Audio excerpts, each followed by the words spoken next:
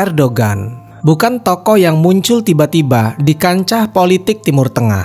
Sejak menjabat sebagai wali kota Istanbul hingga menjadi Perdana Menteri dan akhirnya Presiden Republik Turki, Erdogan telah lama membangun citra sebagai pemimpin Muslim yang bersuara lantang melawan ketidakadilan, khususnya yang menimpa rakyat Palestina.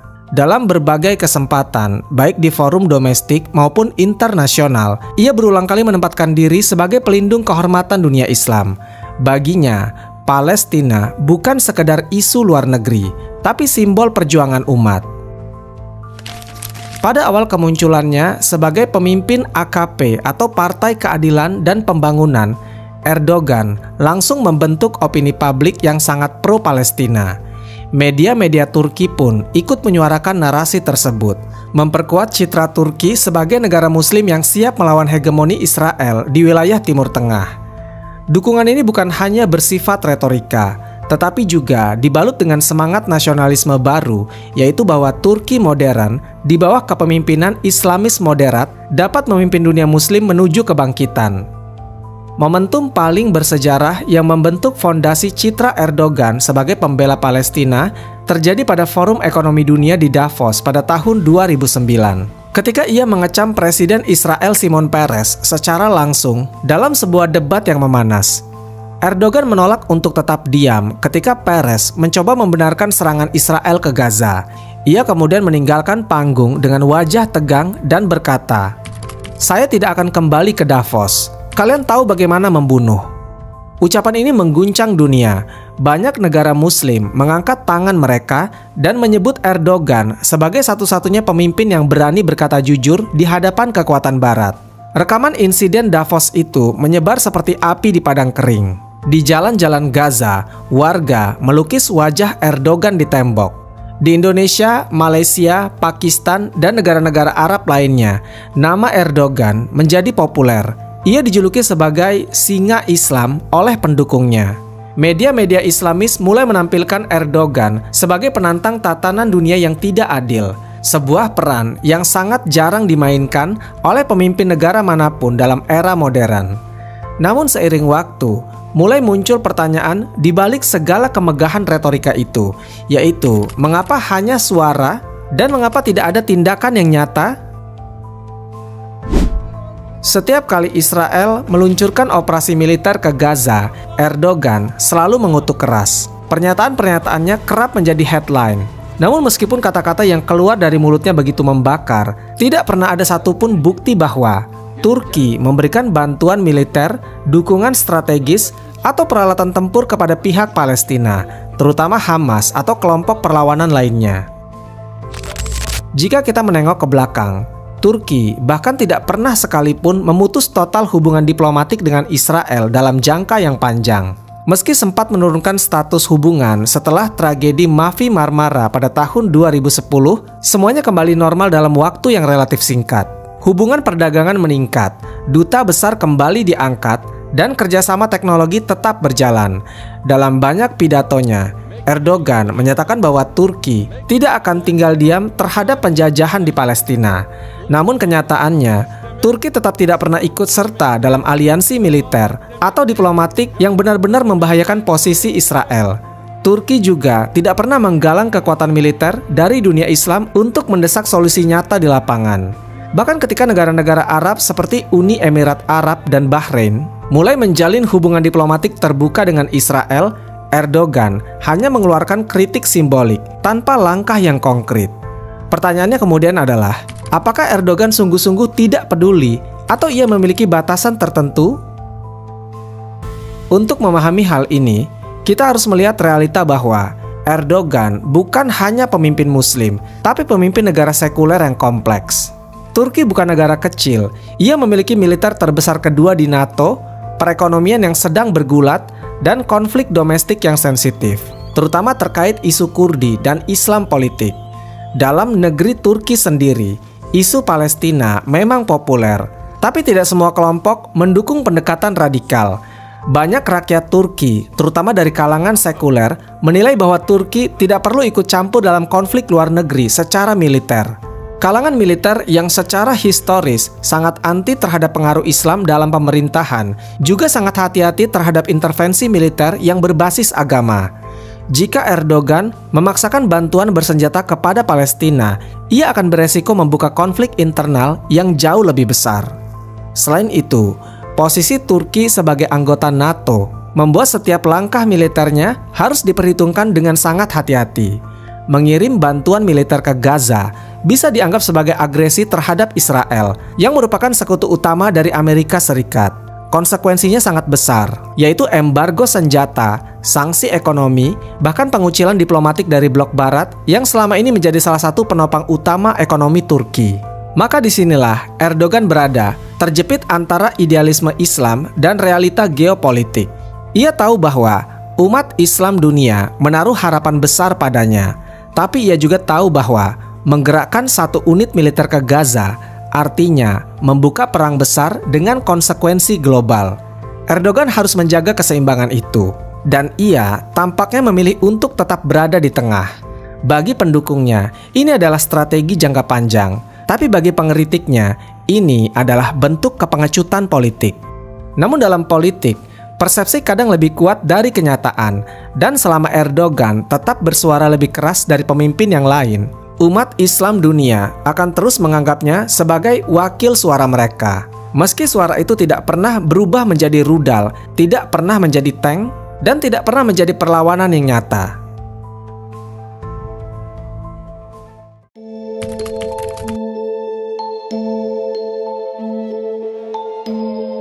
Di mata rakyat Palestina, nama Erdogan adalah salah satu simbol harapan, terutama bagi mereka yang hidup dalam keterbatasan dan kepungan blokade. Banyak mural wajah Erdogan menghiasi tembok-tembok sempit di Gaza. Mereka melihatnya sebagai pemimpin Muslim terakhir yang berani menyuarakan penderitaan Palestina di hadapan dunia. Namun seiring waktu, sebagian dari mereka juga mulai bertanya, apakah Erdogan hanya bersuara atau benar-benar bersama kami? Harapan yang awalnya besar, lambat laun mulai berubah menjadi pertanyaan-pertanyaan sunyi. Terutama saat mereka menyadari bahwa kecaman demi kecaman yang dilontarkan Erdogan belum pernah sekalipun disusul oleh bantuan militer yang nyata. Yang paling dikenang dari hubungan Turki-Palestina modern adalah peristiwa Mavi Marmara pada tahun 2010. Kapal tersebut merupakan bagian dari Gaza Freedom Flotilla, yaitu armada sipil internasional yang membawa bantuan kemanusiaan untuk rakyat Gaza. Saat kapal itu berlayar dan memasuki perairan internasional dekat Gaza, militer Israel menyerbu dengan senjata tajam. Hasilnya, 10 aktivis asal Turki tewas, puluhan luka-luka, dan puluhan lainnya ditangkap dengan paksa. Tragedi ini membuat hubungan diplomatik Turki dan Israel memburuk dalam waktu yang singkat. Erdogan mengecam keras, duta besar Israel diminta meninggalkan Ankara dan hubungan resmi dibekukan. Dunia menyangka inilah titik balik. Turki akan berubah haluan. Erdogan akan memutuskan jalur normal dan mungkin mengarah pada tindakan militer terbuka. Namun ternyata dalam waktu 2 tahun semua kembali normal. Turki dan Israel menyepakati normalisasi hubungan pada tahun 2016. Pemerintah Israel mengeluarkan permintaan maaf yang resmi, membayar kompensasi bagi korban, dan Ankara pun menerima.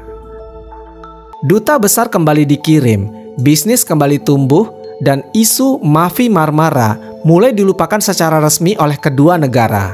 Sebagian rakyat Palestina dan aktivis internasional merasa dikhianati. Mereka tidak percaya bagaimana peristiwa yang sedramatis itu akhirnya ditutup dengan uang damai. Namun bagi Erdogan, ini adalah realita politik.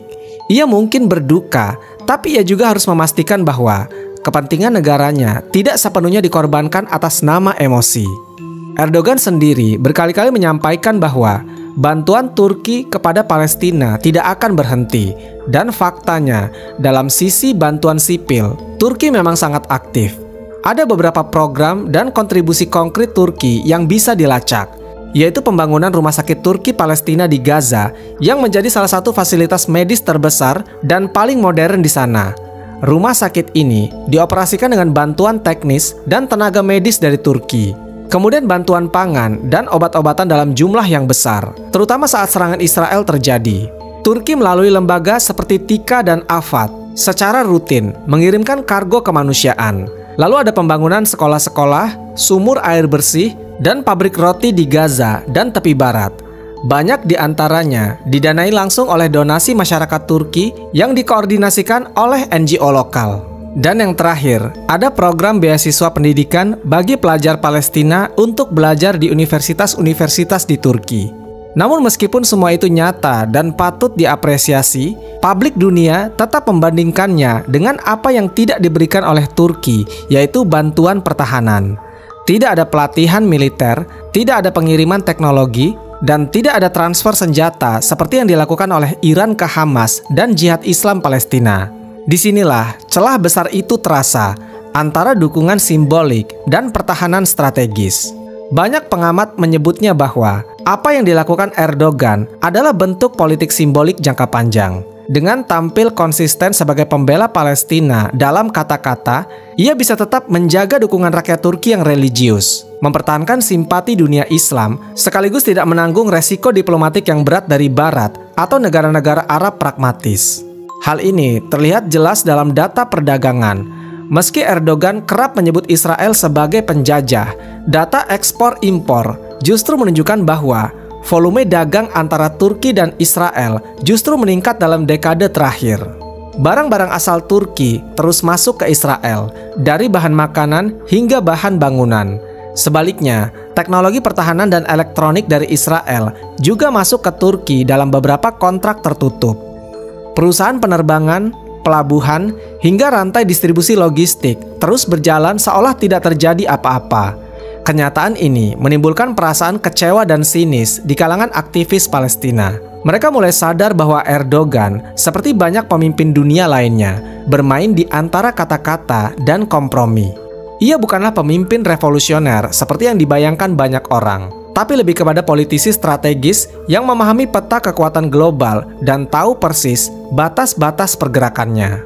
Namun, semua ini bukan berarti Erdogan sepenuhnya lepas dari niat baik. Sebagian analis menyebutnya bahwa retorika Erdogan tetap memiliki fungsi penting dalam menekan diplomasi internasional. Dalam banyak kasus, tekanan keras dari Erdogan telah memaksa PBB dan Uni Eropa mengeluarkan kecaman terhadap Israel.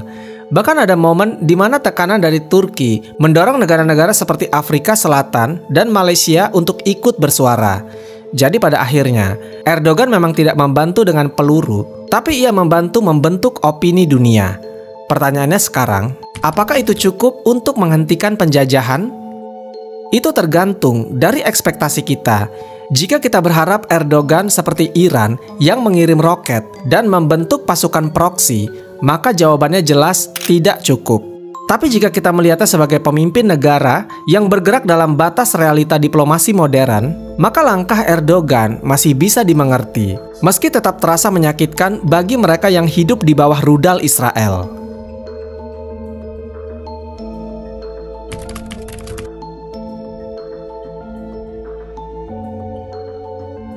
Untuk memahami kenapa Erdogan hanya berhenti pada kecaman dan tidak pernah benar-benar mengirim bantuan militer ke Palestina, maka kita harus melihat posisi Turki secara menyeluruh di dalam geopolitik global. Turki bukan negara netral. Ia tidak berdiri bebas seperti Iran. Ia juga bukan negara kecil yang bisa mengambil langkah-langkah nekat tanpa dihitung. Turki adalah negara besar, strategis, dan terikat oleh banyak perjanjian internasional. Salah satunya yang paling penting adalah keanggotaannya dalam NATO. Turki menjadi anggota NATO sejak tahun 1952. Keputusannya saat itu bukan karena Turki mencintai Barat, tapi karena ingin menjaga keamanan dari ancaman Uni Soviet.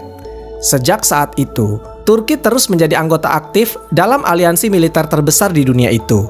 Artinya, Turki tidak bisa sembarangan mengirim bantuan militer ke kelompok bersenjata seperti Hamas atau Jihad Islam Palestina, karena itu bisa dianggap sebagai bentuk dukungan terhadap entitas yang dianggap teroris oleh sebagian besar anggota NATO.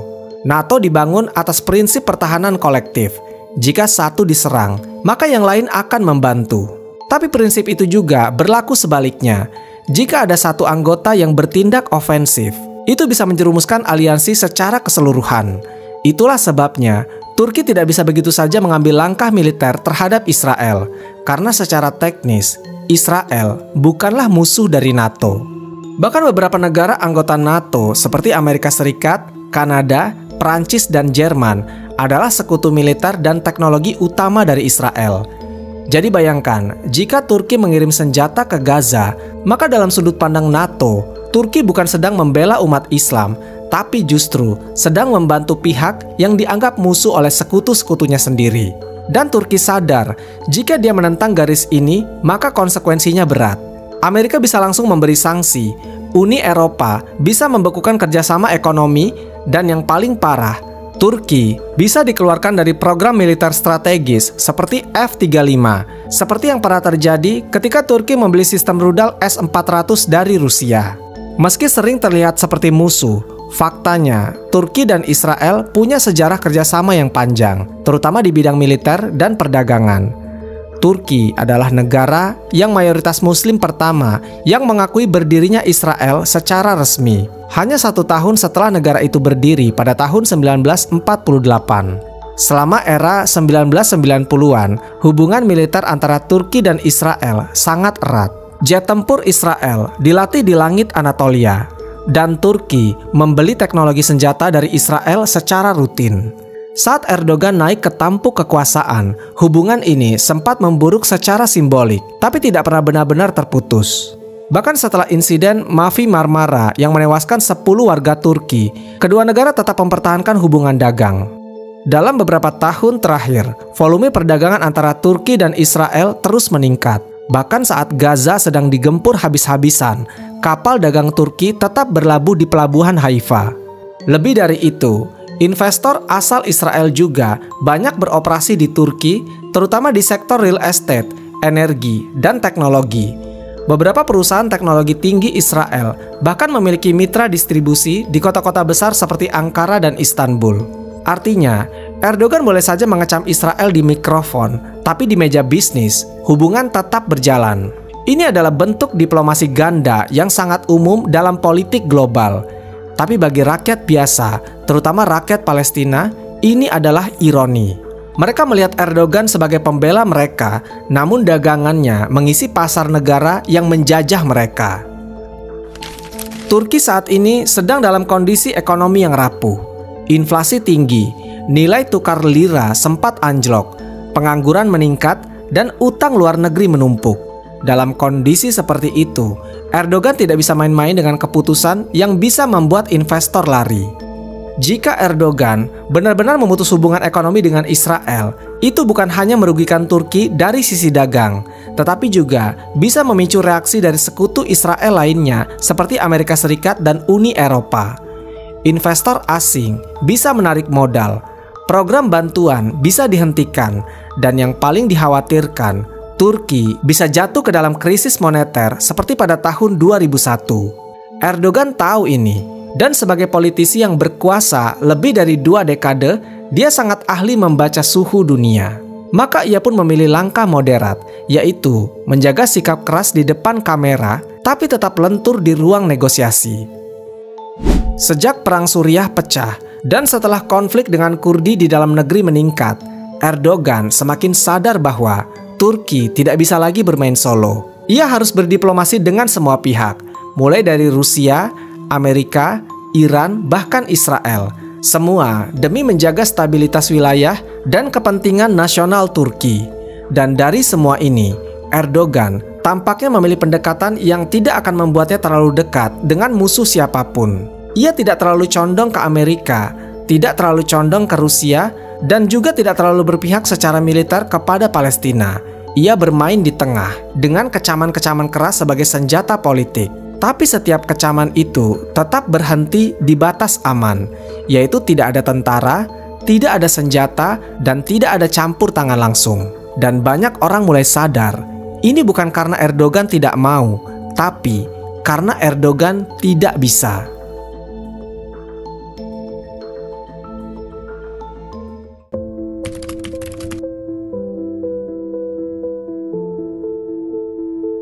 Setelah memahami posisi Turki di NATO, serta hubungan bisnis yang kompleks antara Ankara dan Tel Aviv, kita sampai pada satu titik penting, yaitu jika Erdogan benar-benar mendukung Palestina, mengapa dia tidak melawan semua tekanan itu? Pertanyaan ini muncul dari banyak pihak, baik dari aktivis dunia Islam, rakyat Palestina sendiri, hingga masyarakat Turki yang mendukung gerakan solidaritas. Dan jawaban yang sering muncul bukan satu, tapi rangkaian panjang realita, diplomasi, dan kepentingan. Mari kita mulai dari tekanan langsung dari Amerika Serikat.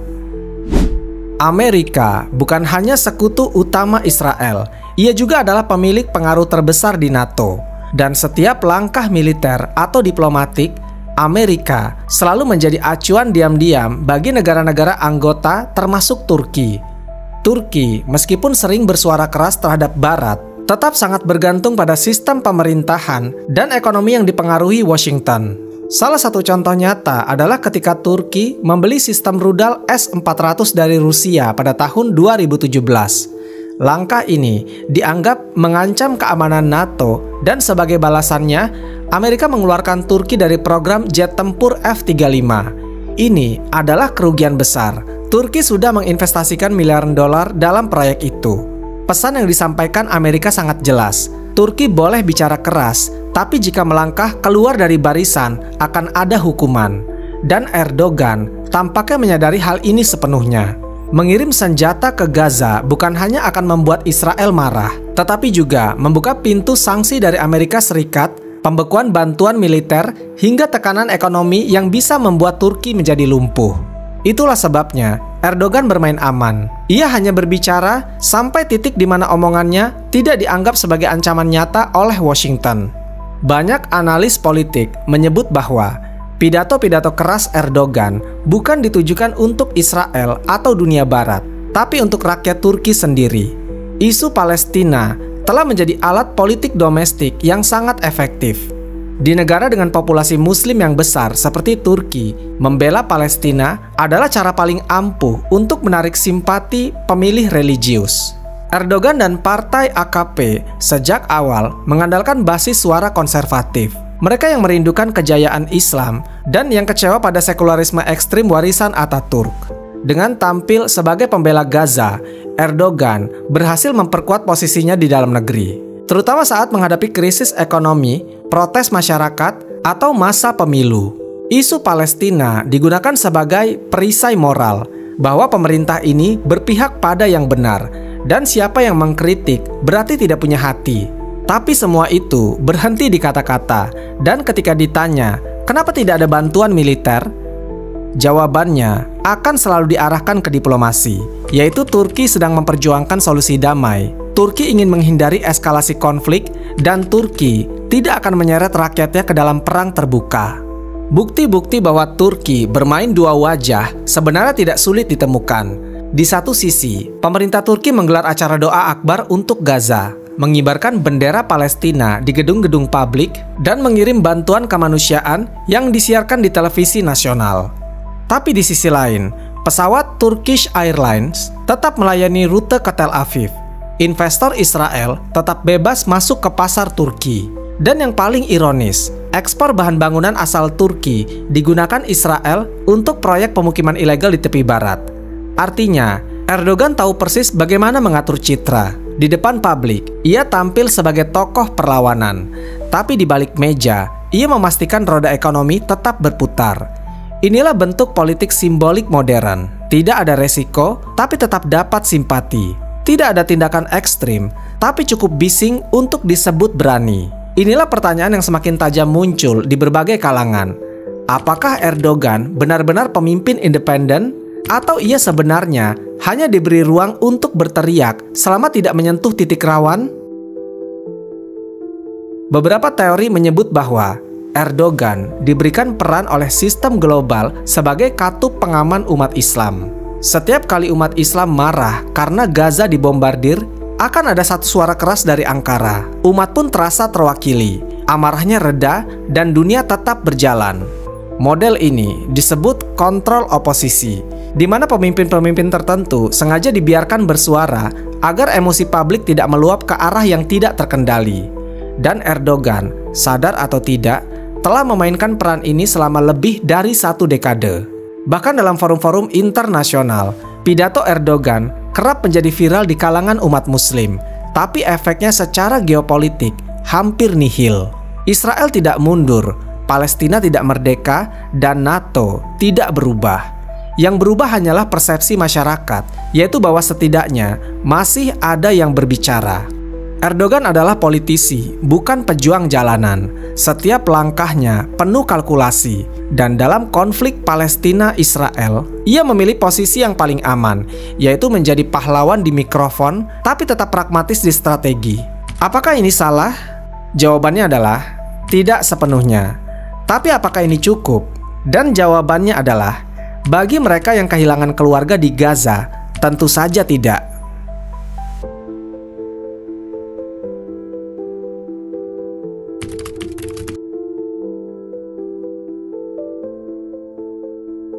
Dalam setiap konflik berdarah antara Palestina dan Israel, dunia Islam menatap dua negara yang tampil vokal, yaitu Iran dan Turki. Keduanya sama-sama mengecam penjajahan Israel, sama-sama berbicara lantang di forum internasional, dan sama-sama mengklaim diri sebagai pembela umat. Namun satu perbedaan besar membelah mereka, yaitu Iran bertindak dan Turki hanya berbicara. Iran tidak hanya mengutuk, Iran mengirim dana, senjata, pelatihan militer, dan bahkan membentuk pasukan perlawanan. Nama-nama seperti Hamas, Jihad Islam Palestina, bahkan Hizbullah di Lebanon, semuanya memiliki jejak Iran di dalamnya. Sementara Turki, semua dukungan yang diberikan sifatnya sipil, yaitu logistik, rumah sakit, makanan, dan doa. Lalu, kenapa bisa berbeda begitu jauh? Kenapa satu negara seperti Iran bisa bergerak tanpa takut? Sementara negara sebesar Turki justru terkesan ragu dan berhati-hati. Jawabannya terletak pada ideologi, struktur negara, dan cara pandang mereka terhadap konflik Timur Tengah. Iran bukan negara biasa. Sejak revolusi Islam pada tahun 1979, negara ini menjadikan perlawanan terhadap Amerika dan Israel sebagai identitas nasional. Bahkan konstitusi Iran secara resmi menyebut bahwa tugas negara adalah mendukung kaum tertindas dan melawan tirani. Jadi mendukung Palestina bukan sekedar kebijakan luar negeri, tapi bagian dari DNA negara.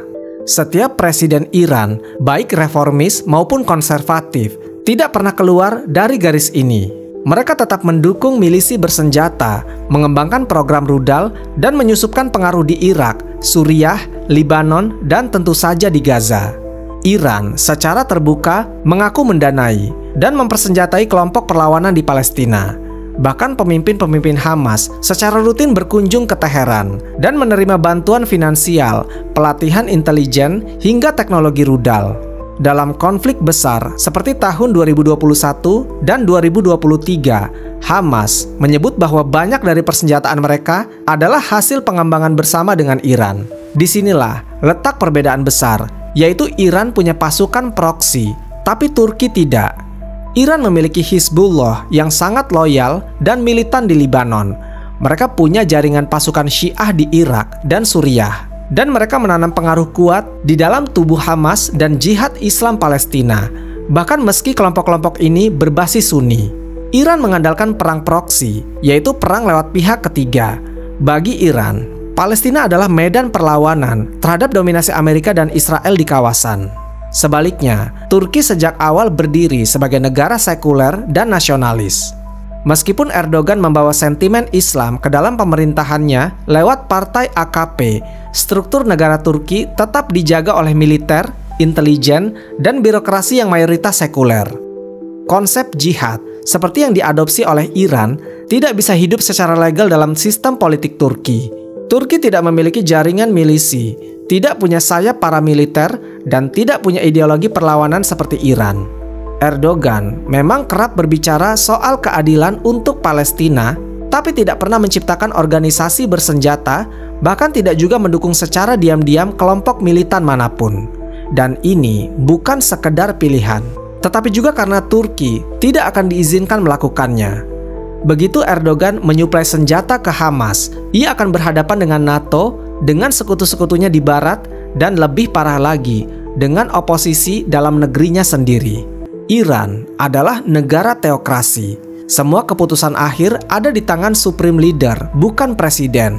Jika pemimpin tertinggi seperti Ayatullah Ali Khomeini memutuskan mendukung Gaza secara militer, maka semua lembaga akan ikut, mulai dari militer, intelijen, parlemen, dan rakyat. Sebaliknya di Turki, keputusan semacam itu akan memicu perpecahan. Militer Turki masih sangat sensitif terhadap kebijakan berbasis agama. Kelompok oposisi seperti CHP atau Partai Rakyat Republik pasti akan menyerang Erdogan jika dia terlibat langsung dalam konflik militer untuk alasan ideologis. Bahkan sebagian besar rakyat Turki pun lebih menyukai bantuan sipil daripada bantuan militer.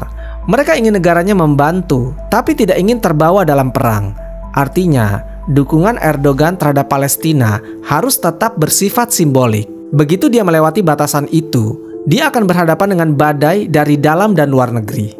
Iran hidup di bawah sanksi internasional selama puluhan tahun. Mereka sudah terbiasa untuk menghadapi isolasi. Justru sanksi membuat mereka membangun kemandirian ekonomi, mengembangkan rudal sendiri, bahkan membuat program nuklir dalam sunyi. Sementara Turki, ekonominya sangat bergantung pada perdagangan luar negeri, investasi asing, dan stabilitas finansial. Satu sanksi saja dari Amerika Serikat atau Uni Eropa bisa membuat mata uang lira jatuh dan inflasi naik, kemudian krisis politik meledak. Karena itu, Erdogan tidak bisa seenaknya seperti Iran. Dia tahu bahwa tindakan militer akan membawa kehancuran ekonomi dan bisa membuatnya kalah dalam pemilu. Ketika Hamas meluncurkan roket ke Israel, banyak dari roket itu adalah hasil pengembangan Iran. Ketika Israel membalas dengan serangan udara, tidak ada satupun drone Turki yang ikut membantu. Yang datang dari Turki adalah truk bantuan, kapal rumah sakit, dan kecaman diplomatik. Keduanya penting, tapi yang satu melukai, yang satu mengobati. Iran membentuk kekuatan ofensif, Turki membentuk solidaritas moral, dan Palestina di tengah reruntuhan membutuhkan keduanya.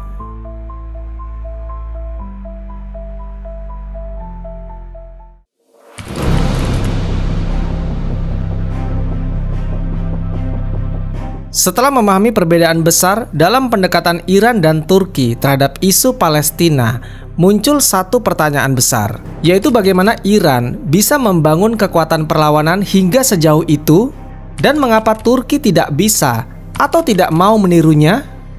Jawaban untuk pertanyaan ini berada di ruang paling gelap dari dunia geopolitik modern, yaitu perang proksi.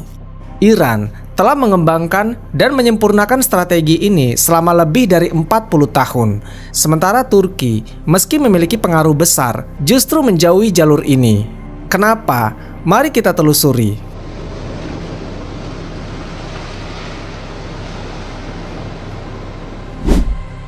Iran mungkin tidak memiliki sekutu formal seperti NATO, tapi ia memiliki sesuatu yang jauh lebih sulit dilawan, yaitu jaringan milisi loyal di seluruh Timur Tengah. Strategi ini dimulai sejak revolusi pada tahun 1979 dan terus berkembang seiring meningkatnya tekanan internasional. Beberapa contoh jaringan proksi Iran yaitu Hizbullah di Lebanon. Ini adalah contoh paling sukses dari proyek proksi Iran. Terlatih, bersenjata lengkap, dan sangat loyal. Hizbullah tidak hanya menjadi kekuatan militer, tetapi juga kekuatan politik di Lebanon, bahkan lebih kuat dari pemerintah resminya. Yang kedua ada Hashd al-Shaabi di Irak, yaitu kelompok milisi Syiah yang bertindak sebagai pasukan bayangan Iran di Irak. Mereka berperan dalam mengusir ISIS, tetapi juga menjaga kepentingan Iran terhadap politik dalam negeri Irak. Kemudian yang ketiga, ada milisi Syiah di Suriah dan Yaman, seperti Houthi di Yaman yang menerima pelatihan dan senjata dari Iran untuk melawan dominasi Arab Saudi dan Amerika. Kemudian yang terakhir, ada Hamas dan Jihad Islam di Gaza. Meski berbeda mazhab, yaitu Hamas Sunni dan Iran Syiah, keduanya memiliki kerjasama erat berbasis kepentingan bersama, yaitu melawan Israel.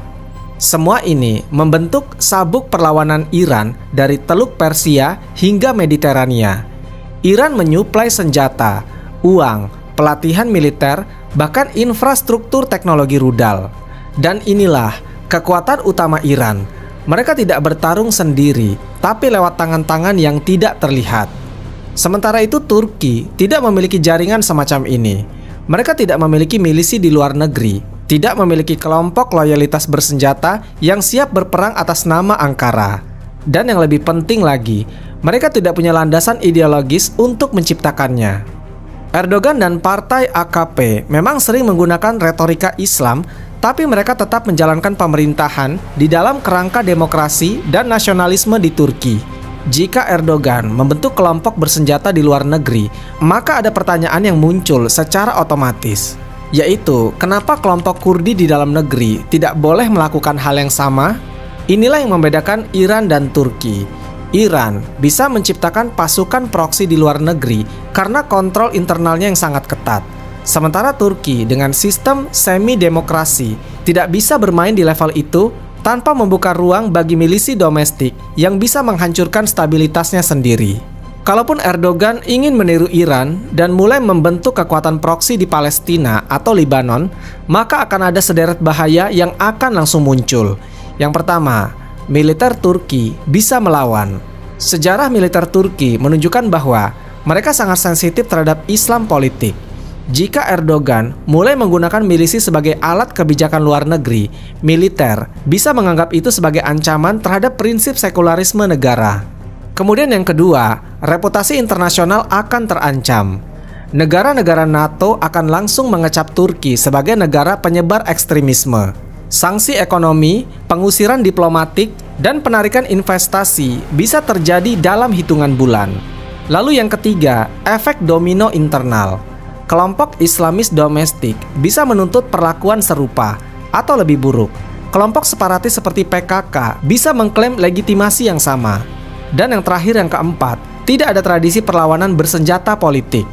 Dalam sejarah modernnya, Turki tidak pernah mengandalkan milisi untuk kepentingan luar negeri. Mereka lebih terbiasa menggunakan jalur militer resmi dan diplomasi negara. Dan yang menjadi pertanyaannya sekarang adalah, apakah Iran salah? Dan apakah Turki lemah? Ini adalah pertanyaan yang penting. Bagi sebagian orang, Iran dianggap satu-satunya negara Muslim yang benar-benar berani menentang Israel secara nyata. Mereka tidak hanya bersuara, tetapi juga mereka telah lama bertindak. Namun pendekatan Iran juga menimbulkan konsekuensi yang besar. Konflik yang melibatkan milisi pro-Iran sering berubah menjadi perang berkepanjangan. Seperti Libanon terjebak dalam ketidakstabilan, Suriah hancur karena pertarungan kekuatan asing, Yaman dilanda krisis kemanusiaan. Proxy war memang bisa efektif secara taktis, tapi seringkali menghancurkan masyarakat sipil di wilayah perangnya. Iran mampu menanggung itu karena sistem pemerintahannya otoriter dan ideologis. Tapi apakah pendekatan ini cocok untuk negara seperti Turki? Kemungkinan besar adalah tidak. Turki berada di posisi yang berbeda, baik secara ekonomi, secara struktur politik, secara kultur militer, dan secara sistem internasional. Sejauh ini, Turki memilih jalur moderat, bukan jalur proksi seperti Iran, tapi juga bukan jalur diam seperti sebagian negara Arab lainnya. Turki mencoba menjaga hubungan dengan Israel, tapi tetap bisa mengutuknya secara simbolik. Kemudian memberikan bantuan sipil tanpa menyentuh ranah militer, lalu membangun opini internasional tanpa menciptakan pasukan, dan menjaga posisi di NATO, tapi tetap berbicara dengan bahasa dunia Islam. Apakah jalan ini efektif? Itu tergantung bagaimana kita menilai keberhasilan. Jika tujuannya adalah perubahan nyata di Palestina, maka pendekatan ini belum berhasil. Tapi jika tujuannya adalah mempertahankan posisi geopolitik tanpa ikut hancur, maka Erdogan berhasil memainkan peran yang seimbang.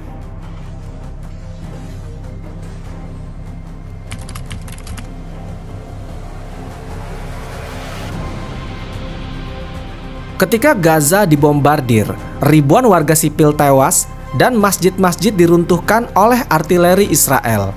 Dunia Islam menjerit.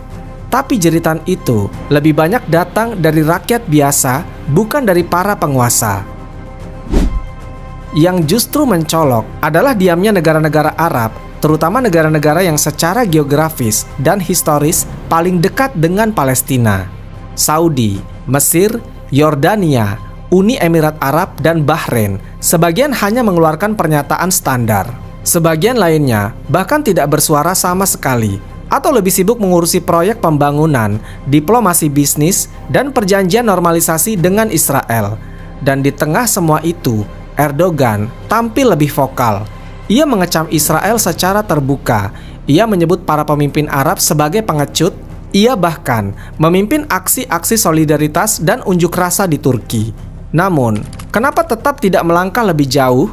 Kenapa tidak menggunakan diamnya dunia Arab sebagai momentum untuk mengambil alih kepemimpinan dunia Islam? Kenapa tidak menunjukkan bahwa Turki bisa lebih dari sekedar orasi?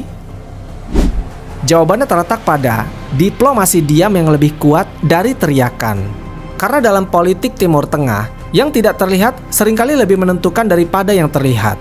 Negara-negara Arab di sekitar Palestina memiliki satu ketakutan besar, yaitu instabilitas. Mesir takut dengan bangkitnya Ikhwanul Muslimin. Yordania takut kerusuhan Palestina meluas ke populasi pengungsi di negaranya. Arab Saudi takut kehilangan kontrol terhadap narasi Islam Sunni global. Uni Emirat Arab takut proyek-proyek ekonomi ambisiusnya diganggu oleh gelombang militansi. Karenanya, mayoritas pemimpin Arab lebih memilih diam dan menjaga jarak. Mereka tidak ingin konflik Palestina-Israel menjadi bahan bakar bagi kekacauan dalam negeri mereka sendiri. Dan Erdogan tahu itu. Jika dia melangkah terlalu jauh, dia bisa dianggap sebagai ancaman oleh negara-negara Arab sekutunya sendiri.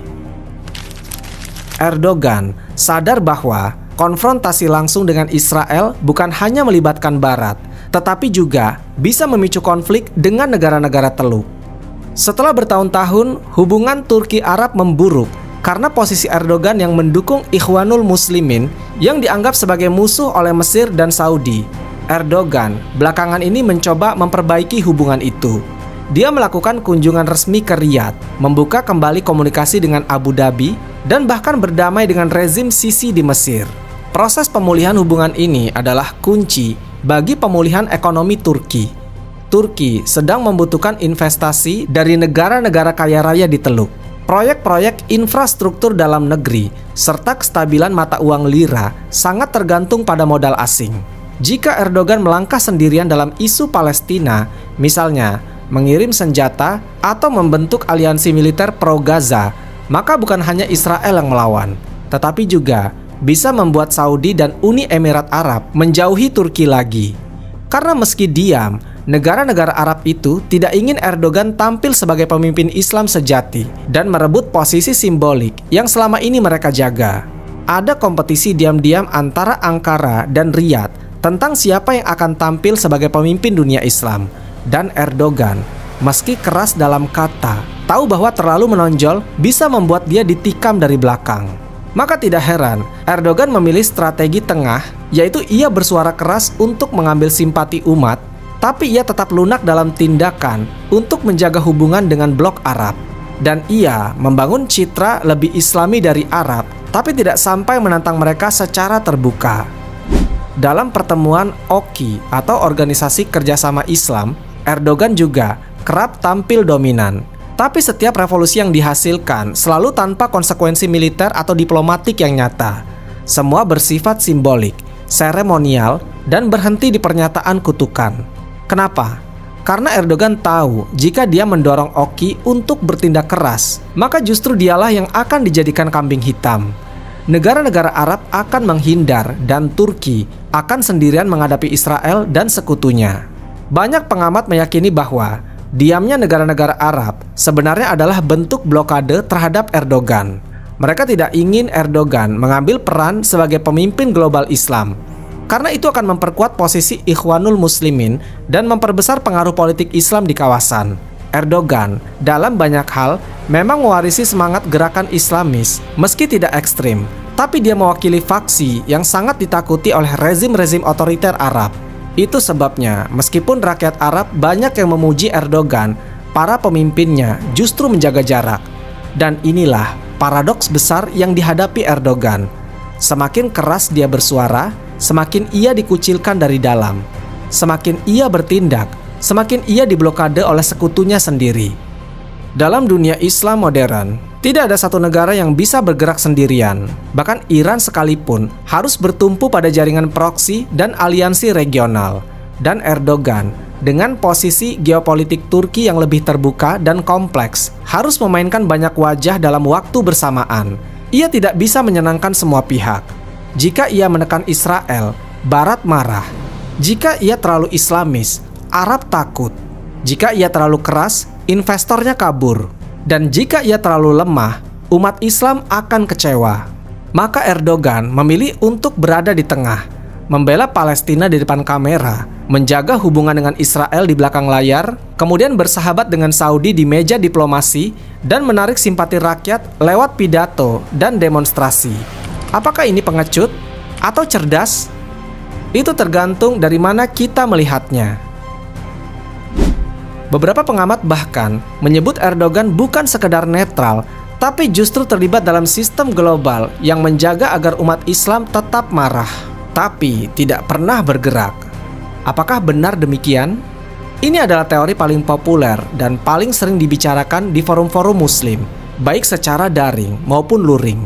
Gagasannya sederhana, Erdogan sengaja dibiarkan berteriak agar umat Islam punya pelampiasan. Ia adalah simbol kemarahan, agar kemarahan itu tidak berubah menjadi gerakan nyata. Dengan kata lain, Erdogan bukan pengacau sistem, tapi justru bagian dari sistem itu. Perannya mirip seperti ventilasi di panci tekanan tinggi, yaitu agar kemarahan umat tidak meledak secara liar. Setiap kali Gaza dibombardir, umat Islam akan marah. Mereka mencari pemimpin yang bisa mereka percayai. Dan muncullah Erdogan berdiri di podium menyuarakan semua yang ingin mereka dengar. Israel penjajah, Palestina harus merdeka, dan dunia harus bertindak. Lalu apa yang terjadi setelah itu? Umat Islam akan merasa lega. Mereka merasa telah diwakili, mereka kembali ke rutinitas dan sistem dunia tidak pernah berubah. Teori ini diperkuat oleh pola yang berulang terus-menerus. Gaza diserang, Erdogan mengecam, aksi massa di Istanbul, bantuan kemanusiaan dikirim, hubungan dagang dengan Israel tetap berjalan, tidak ada bantuan militer, dan siklus ini terus berulang. Dan sudah lebih dari 1 dekade, pola ini terus berulang. Lalu bagi yang jeli, ini bukan hanya kebetulan. Ini adalah mekanisme kontrol. Umat diberi kemarahan, tapi juga diberi pahlawan. Pahlawan itu tidak akan menang, tapi juga tidak akan kalah. Cukup kuat untuk membuat simpati, cukup aman agar tidak mengancam sistem. Ada satu hal yang menjadi sorotan. Kenapa Erdogan tidak pernah dijadikan target nyata oleh Israel atau Amerika Serikat seperti Iran atau Hizbullah? Iran dijatuhi sanksi, Hizbullah dibom, Hamas dikepung, tapi Turki tetap aman. Bahkan setelah insiden Mavi Marmara yang menewaskan 10 warga Turki akibat serangan Israel di perairan internasional, tidak ada eskalasi militer atau pemutusan hubungan total. Setelah beberapa tahun, semuanya kembali normal. Hubungan diplomatik dipulihkan, perdagangan meningkat, Turkish Airlines tetap terbang di langit Tel Aviv. Jika Erdogan benar-benar musuh, kenapa Israel tidak pernah menyentuhnya? Versi yang lebih ekstrim dari teori konspirasi menyebut Erdogan bukan ancaman, justru dia dijaga. Karena selama dia ada, sistem tetap stabil. Ia tidak seperti Iran yang sulit dikontrol. Ia tidak seperti pemimpin revolusioner yang sulit diprediksi. Erdogan bisa dikendalikan lewat diplomasi, ekonomi, dan tekanan NATO. Jadi lebih aman membiarkannya tetap di panggung, asalkan ia tidak benar-benar menyalakan api. Tentu saja, semua teori ini tidak bisa ditelan mentah-mentah. Ada juga kemungkinan bahwa Erdogan memang berniat membela Palestina, tapi kekuatan global terlalu besar. Ia tidak bisa bertindak karena tekanan dari NATO, ancaman ekonomi, oposisi dalam negeri, sensitivitas militer sekuler, dan kebutuhan menjaga hubungan dengan dunia Arab. Artinya, ia mungkin bukan pengkhianat, tapi juga bukan penyelamat. Ia terjebak dalam sistem yang tidak memungkinkan perubahan besar. Setelah semua ini, kita kembali ke pertanyaan yang paling rumit, yaitu apakah Erdogan itu simbol perlawanan sejati atau aktor dalam panggung sandiwara politik global? Jawabannya mungkin keduanya. Ia percaya pada pembelaan Palestina, tapi ia juga percaya pada real politik. Ia peduli pada umat, tapi ia juga peduli pada kursi kekuasaan. Dan di dunia yang dikendalikan oleh uang, kekuasaan, dan sistem militer global, pemimpin seperti Erdogan hanya bisa bergerak sejauh yang diizinkan. Bisa jadi suara kerasnya memang tulus, tapi langkahnya tertahan, dan itulah kenyataan pahit dari dunia modern. Yang paling bersuara belum tentu paling berjuang. Mari kita jujur, Erdogan bukan pahlawan, tapi ia juga bukan pengkhianat. Erdogan telah melakukan banyak hal yang tidak dilakukan oleh pemimpin lain, tapi ia juga tidak melakukan banyak hal yang seharusnya bisa ia lakukan. Dan mungkin itulah batasan dari seorang politisi modern yang hidup di dunia yang dikendalikan oleh ekonomi, aliansi, dan tekanan diplomatik. Jangan gantungkan harapan hanya pada mikrofon, karena mikrofon hanya bisa menggetarkan ruangan. Tapi untuk menghentikan penjajahan, kita butuh lebih dari itu. Dan mungkin suatu hari nanti Palestina akan dibebaskan, tapi tidak karena satu pidato, melainkan karena satu sistem yang solid, satu langkah yang nyata, dan keberanian kolektif untuk bergerak, bukan hanya bersuara. Bagaimana menurut kalian? Wallahu a'lam bishawab. Semoga kisah ini bermanfaat. Lebih dan kurangnya mohon dimaafkan. Yang benar datangnya dari Allah Subhanahu wa taala, khilaf atau keliru itu datangnya dari saya pribadi sebagai manusia biasa.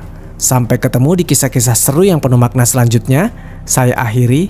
Wassalamualaikum warahmatullahi wabarakatuh.